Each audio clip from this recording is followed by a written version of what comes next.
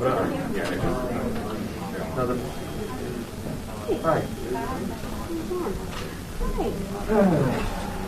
Yeah. Dad? Jake? Hey, Doctor. Hey, Chad. Hello. How are you?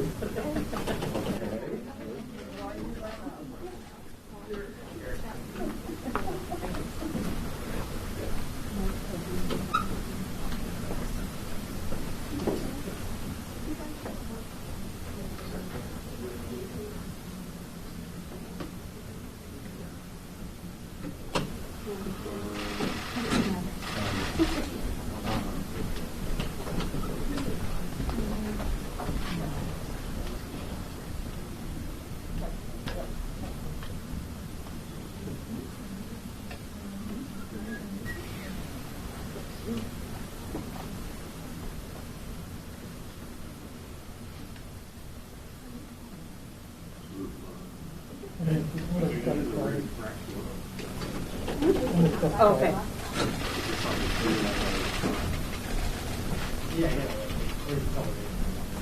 Senator, any reaction to the president saying he wanted to slow down testing?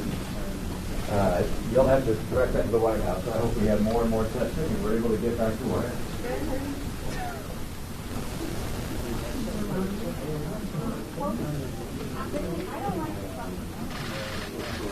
I'd give you the crossing. Well, then I'll sit next to you and you can have all the Senator crossing. Murkowski, your reaction to the president saying he wants to slow down testing? I think we need as much testing as we can get.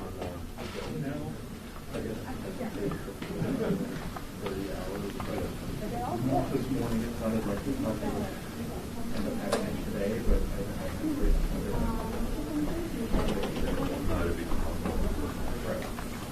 I hadn't heard that they made it.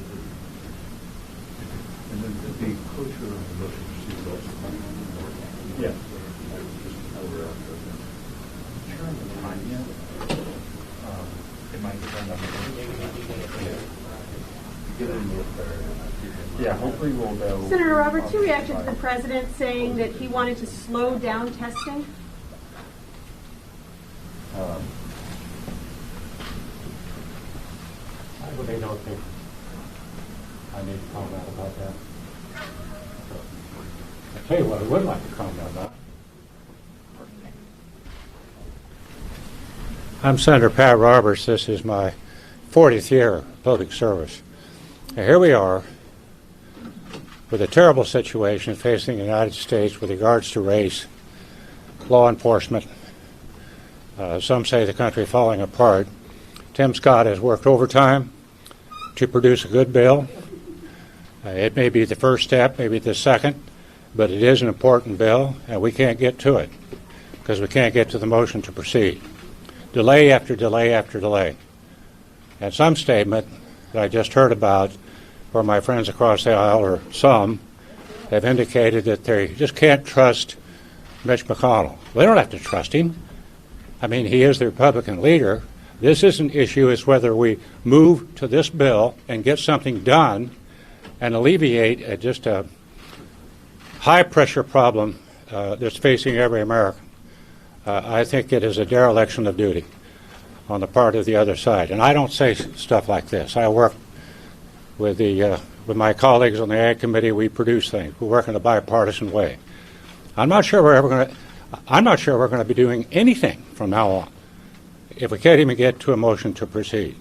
This is really bad stuff that we're seeing here today. Thank you, Senator.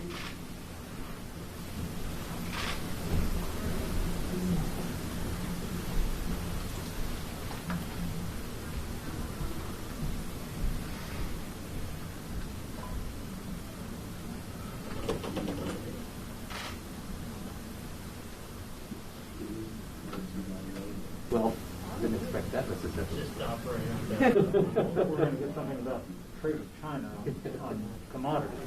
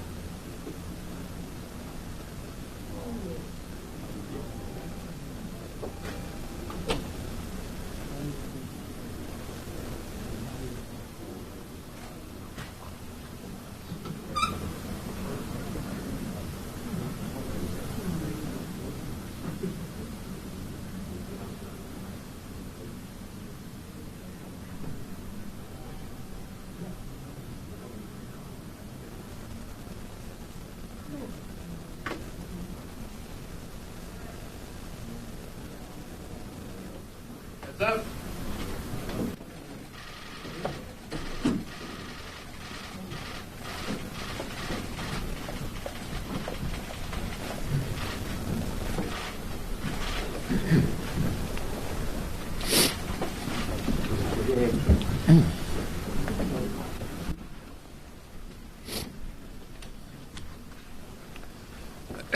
good afternoon, everyone.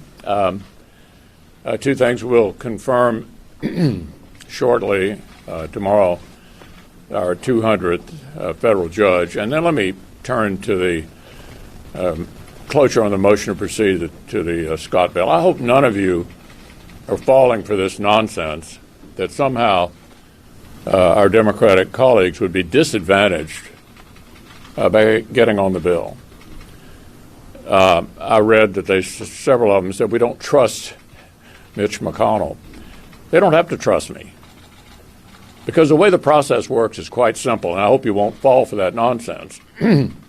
Once you get on the bill, if you conclude you've been treated unfairly, you don't have to get off the bill.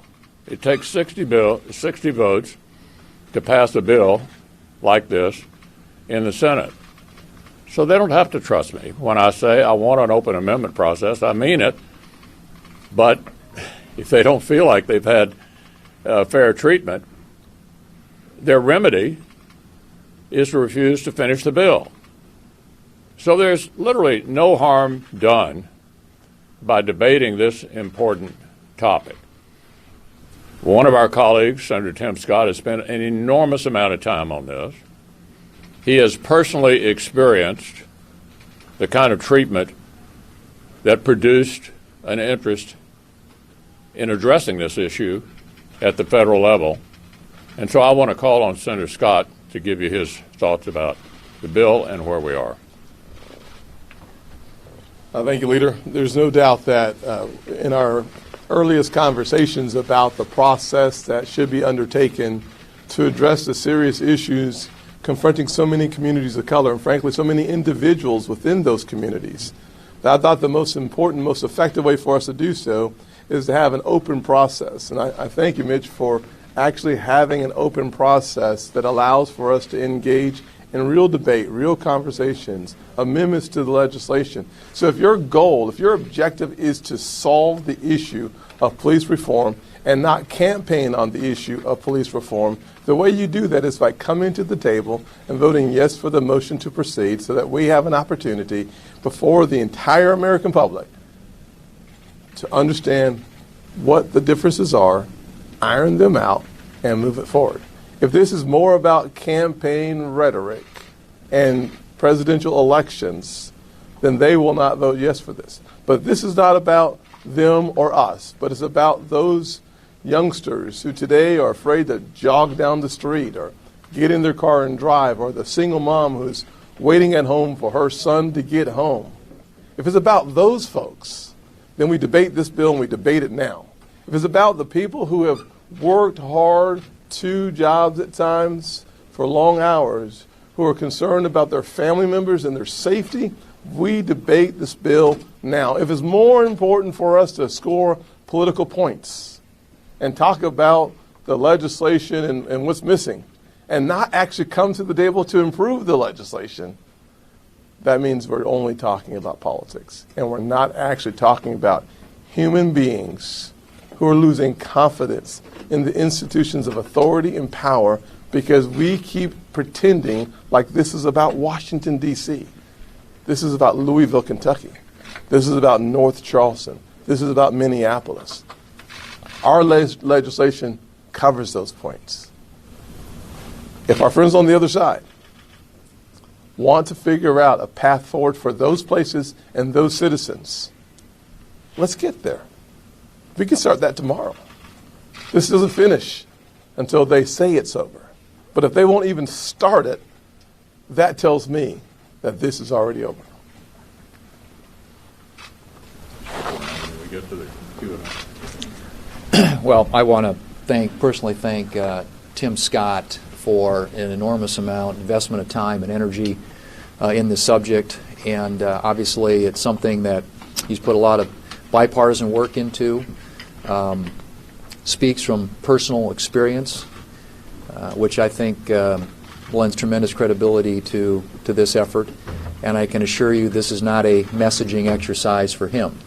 And it's not a messaging exercise for Senate Republicans. We want to make a law. We want to make something that creates positive change for this country on an issue that has plagued us and frustrated us and angered us for way too long.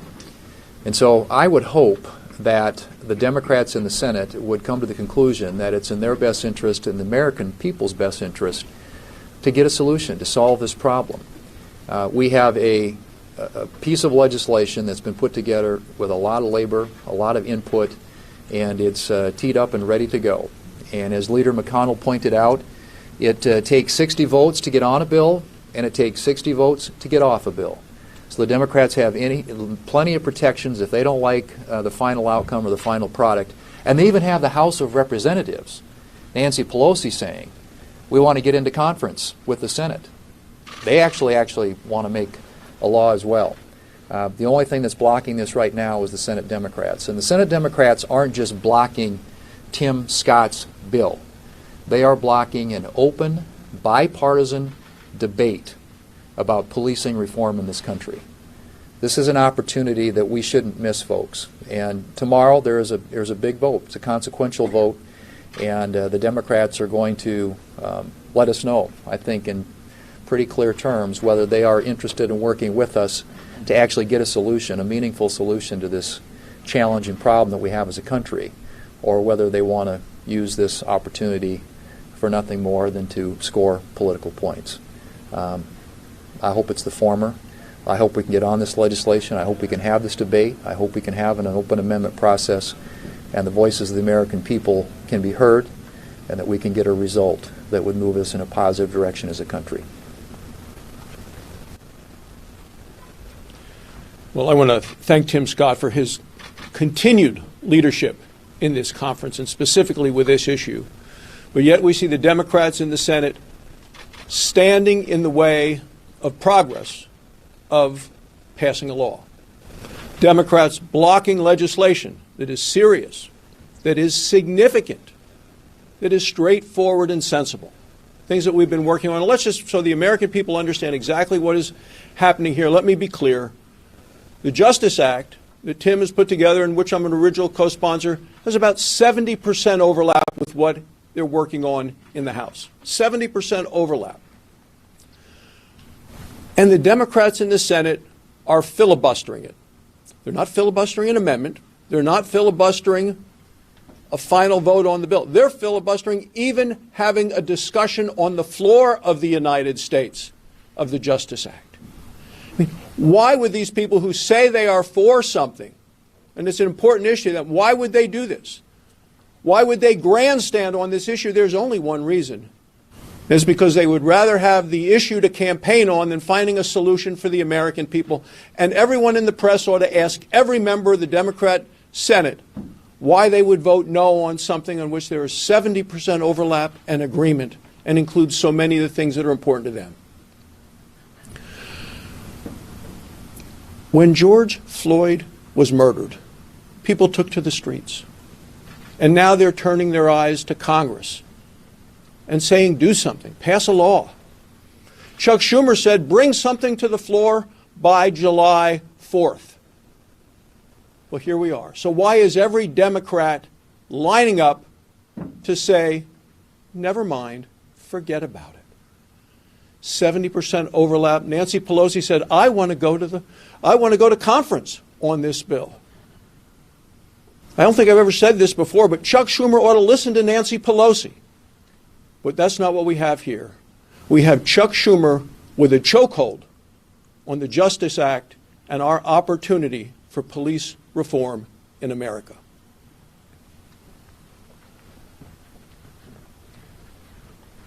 Well, let's talk a little more about how a bill becomes a law.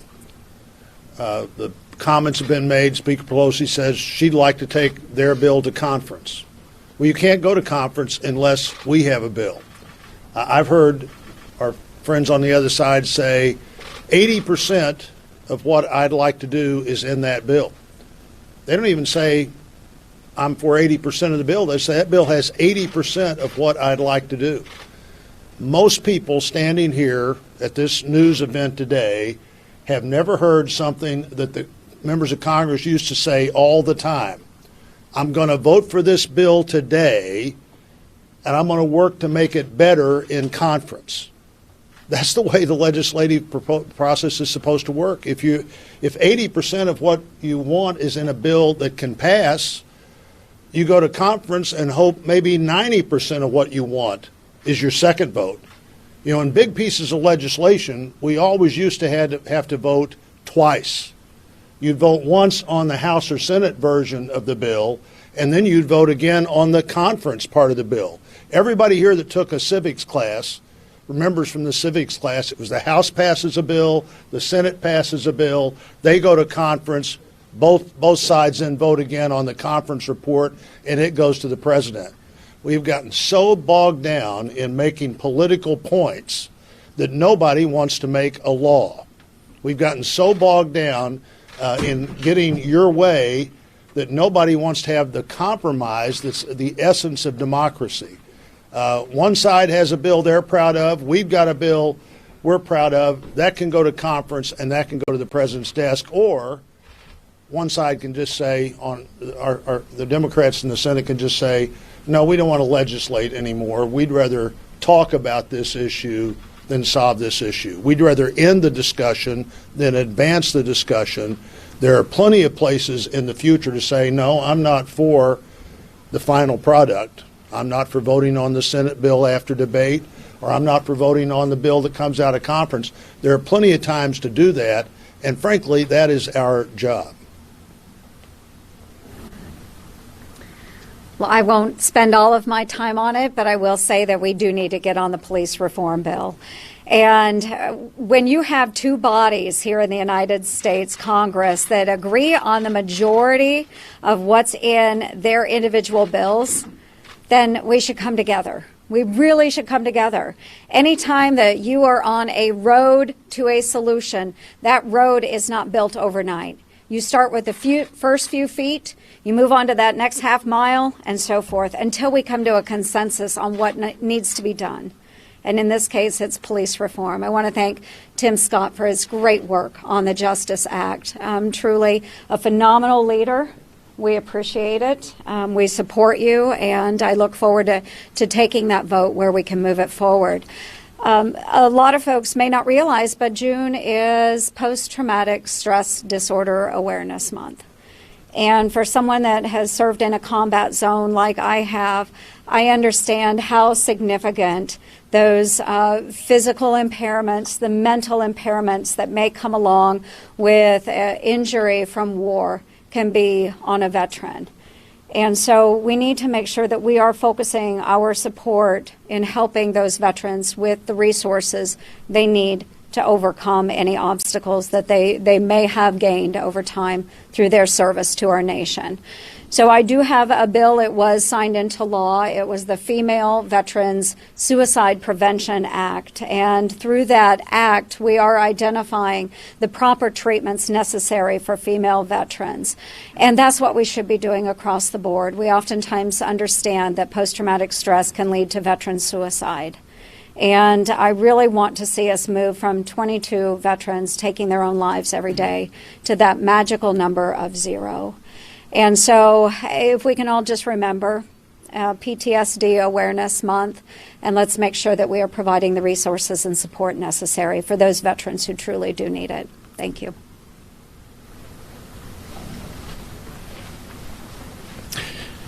Well, I join all the others up here in commending my colleague, Senator Tim Scott, for his incredibly hard work on the Justice Act. You know, in the wake of the George Floyd killing, I made some visits, made a number of phone calls to black friends and leaders around the state of Indiana, and from South Bend to Indianapolis down to New Albany, I consistently heard, you know, Todd, we don't want outrage. This is not what we want out of this event. We want outcomes. We want Congress and the President of the United States to act, and here we are poised to act. We've got a very, very good piece of legislation that will improve our criminal justice system, that will restore a measure of trust in some of our most important local institutions. And the only thing between us and achieving that outcome is political calculation. Cynical political calculation. And it's sad that this is falling along party lines, and I hope that changes here in the next number of hours. The American people want this done. It's important that we act and that we pass this bill. Relatedly, I do think it's important that we note, as it relates to our criminal justice system, that we will be passing, we're on track to get confirmed, our 200th federal judge. In the state of Indiana, that's 5 federal judges over the course of this Congress. I'm incredibly proud of what our Republican-controlled Senate has done on that front, working with this president. It is so important, especially in a state like Indiana, where we're experiencing a judicial emergency. Everyone deserves a day in court, and they deserve a timely day in court. So on this issue, know that I am intent on working with my colleagues to ensure that we continue to vote on these judges, and where possible, we arrive at bipartisan solutions so that we might eliminate these judicial emergencies all around the United States of America. Leader McConnell? Yeah. Good afternoon. Thank you. Yeah, Chuck. So you are adamant here, we should get on the bill, maybe go to conference if you get a bill out of the Senate. So what specifically are you willing to bend on? You're not willing to bend on police immunity, qualified immunity, chokeholds? What are you willing to bend on if you want to make a law here when the Democrats are saying these things aren't in the bill and that's why we're unwilling to move? Well, I'm going to turn it over to Tim, but clearly that's what you do once you get on a bill, is you start horse trading. Each side will say, I need so many amendments. You try to reach an agreement, and you let the outcome be determined by the vote. Qualified immunity is extremely important. I think I'll just make one observation, and I want Tim to address it. Imagine you're thinking about becoming a police officer and you think you're going to be personally liable for every fracas you try to break up. Some think you don't become a police officer in that circumstance. Others think, well, you just stay in the police car and don't ever get out because you could end up getting yourself sued over it all. Tim, why don't you also address that? Let me just say a couple things about what we have in common in the bill, because so often what's happening right now is we're actually deflecting. We're deflecting by talking about the things that are dissimilar in the legislation as opposed to talking about the things that are similar in the legislation. Why is that important? Because Senator Barrasso said it well. If you have about 70% in common, it's a great place to have a successful motion to proceed so that you then can have a debate over those things that you do not have in common. So when it comes to reporting requirements, we are very close on the requirements around reporting. When it comes to the importance of training and utilization of resources from the federal government in order to de-escalate a duty to intervene, we're in a very similar place. When it comes to misconduct, the President's executive order establishes a national database. We have a preservation of records on the local level so that that national database can have the records flowing very quickly. Common footprint. So when it comes to issues like the chokehold, the question is, what's the difference? Well, if you read the media outlets, you would imagine that the House actually bans the chokehold for everybody, 800,000 officers around the country.